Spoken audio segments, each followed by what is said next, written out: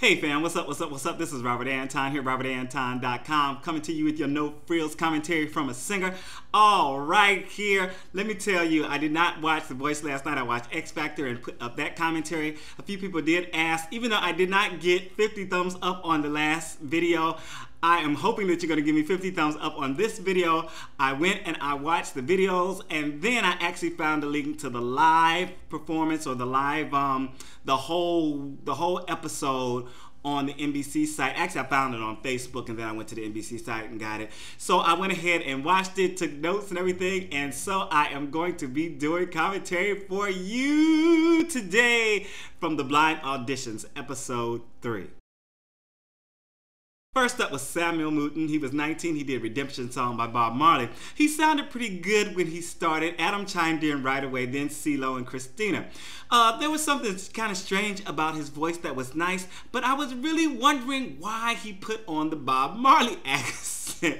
It was just kind of weird, especially he didn't talk like that. He put on the accent. And I think I talked about accents in another video, maybe the first episode of The Voice this season. And I talked about how people have such an accent when they are like they're from another country or something like that, and then they start singing an American song and they sound American. It's like a totally different accent. So maybe this he wasn't putting it on, but it's what he's hearing. It's the way he's heard the song, the way the song has been sung, and so that's all that he knows to do. I wrote in my notes that he really didn't get to hear and see what he really sounds like. And that will be interesting as he does other music, other types of material. They called him a reggae artist, but I'm sure that when he does the battle round, they're not going to pick a reggae song, because naturally that would favor him a lot. And I don't think they're going to do that. He chose Adam, and I put a little side note in here. I really love how the judges are so excited. They're so excited when they win a contestant over the other coaches. Judges. Now, you know, I'm using it interchangeably. And Xtina said she expected some dreads when she turned around on Samuel, and to see the little white bread boy was kind of, you know. Next up was Trousdale. He was 26. He did Glad You Came by The Wanted. He used to be a member of a boy band, Dream Street. And if you just watched my X Factor commentary, there was another boy who was a member of a boy band. And it immediately reminded me of that. He had a solid sound and was breaking out a few dance moves and stuff when he started, but no one turned their chair for him. And I was like, oh, deja vu. It's the same yesterday. Nobody voted for this boy. So anyway, Adam said he seems like a dancer who sings, and said he needed to work on his vocals and really needed to nail those notes. Next up, a few people who did not go through are Mike Squillante, Jasmine Rose, Brandon Clark. They also didn't get any coaches to turn their chairs. Please, please continue to follow your dreams, guys. Just because these judges didn't really care for you doesn't mean you can't keep working on your instrument, on your craft, getting better and better, and still become a success. Please, please, please, if you have not done so already, make sure to thumb this up. Let me see those thumbs. Send it on Facebook, Twitter, Tumblr, and let people know who are watching The Voice that we are having a discussion over here on Robert Anton NYC. Thanks so much.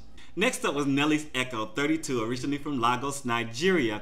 He did Ain't No Sunshine by Bill Withers. I had heard some previews of him, and I knew that he sounded good, you know, so I was like just waiting, just like sitting in the cut to see what the whole performance looked like. Xtina chimed in at the first little embellishment he made. I like the vibe he created and his energy. Adam chimed in after one of his very tasteful embellishments after that. I know. He came in and did a nice little something on that. I just really liked what he did. He made it his own. It sounded good. And he just had this energy, this wonderful, nurturing energy that was coming across that I really enjoyed. He chose Xtina because she turned her chair around first. That's one way to pick a judge. Next up was Two Steel Girls, a mother-daughter duo. They were 42 and 24, I believe. They did Before He Cheats by Carrie Underwood. Now, they sold their house and their truck to be on the show. That's commitment. I mean, come on. You have to have a lot of faith in your talent to go that far, to give up everything and say, you know what, this is it. If I don't make it, I'll start from scratch. And I really commend them for that kind of commitment. Blake was saying he was getting this one even before they started. He, you know, he hadn't seen them. He was just like, I'm getting this one. I'll never get this one. Right? I know the judges were surprised when they came in with the harmony. They started singing, they sounded good, and the harmony was so strong and tight, very powerful voices, and they were really doing this give and take with each other. CeeLo chimed in, then Blake chimed in for them, though I didn't feel they were giving enough to the audience. I didn't feel like they turned it out as much as they could have. Adam called them a freight train of angry, jilted women, and that just struck me as funny. They chose Blake, which was the natural choice for them, and he gave them such an impassioned pitch too. If you didn't see it, please go back and watch it. It was very cute, very funny. They showed several short clips of people who made it through. They were talking about CeeLo wasn't winning any people. Lisa Scinta sang Teenage Dream by Katy Perry. She went to Xtina. Marissaann was 15. She sang Part of Me by Katy Perry, and she went to Team Xtina. Loren Allred sang When Love Takes Over by David Guetta featuring Rowland, and she went to Team Adam. Then came Domo. She was 26. She did Don't You by the Pussycat Dolls. I called her a sexy hip-hop dancer because she was turning it out. The outfit was hot. She was dancing. She was tight. She looked good. Cute face, long hair. Reminded me a little bit of Nicole Scherzinger. Just a little bit, but you know, just very fit and good looking, nice voice. CeeLo chimed in when she hit the first big note. She did like a little slow section, hit a big note, and Xtina was like, you know, kind of gave her props, but she didn't turn around yet. She was strutting and working the stage, just doing her thing, right? Kind of remind me of a Rihanna or a Ciara performance. I thought the vocals suffered a bit while she was dancing, which is natural, but she had several big good notes where she was kind of standing still and just doing her thing. CeeLo was sucking his fingers while she was performing and just being, you know, creepy CeeLo, but it's so fun and so funny because it just seems like it comes from a good place. Of course, she went to CeeLo. No other judges chimed in. And I didn't know that CeeLo wrote Don't You. You guys know that? I didn't know, but he did, and that was an interesting little tidbit. The last performance of the night was Nicole Nelson, 34. She did Hallelujah by Leonard Cohen. She was so poised and centered, and let me tell you, let me make an admission. I watched most of the videos that were posted on the site, you know, on YouTube last night, you know, and kind of just like, because I didn't know if I was going to do the commentary or not, and this one touched me so much. I was just like, oh my God. So I knew what was coming, you know. I wanted to watch it from a fresh perspective, so I was trying to do all that, but I was just elated. I was ready for this performance. I loved her voice. And I wrote on Twitter the night before, last night, that she was ministering to my soul because she really, really was.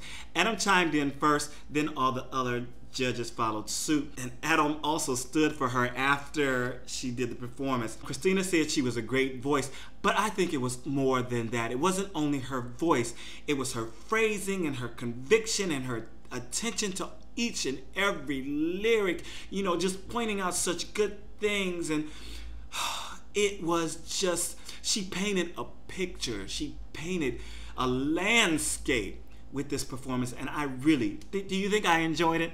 I really, really enjoyed it. It really, really touched me. She chose Adam, and I can't figure out how that's going to be good, but she said later on that she chose him because he turned around first, and he did seem to show the most enthusiasm for performing, you know, giving her a standing ovation and all that, chiming in first. So maybe he will do well for her. What did you think of the performances? Have you watched any other commentary of last night's performances? Tell me what they said if you want to chime in. And I am so much enjoying all of the shows. I hope you guys are enjoying my commentary. I am Robert Anton. If you do not know me, I do the So You Want to Be a Singer series here on YouTube. I'm a singer-songwriter. I also have original music here and cover tunes that I do. So please check out my most recent playlist to watch some of my more recent songs, and also go to my channel and check out some of my original material. All right, peace. I'm out.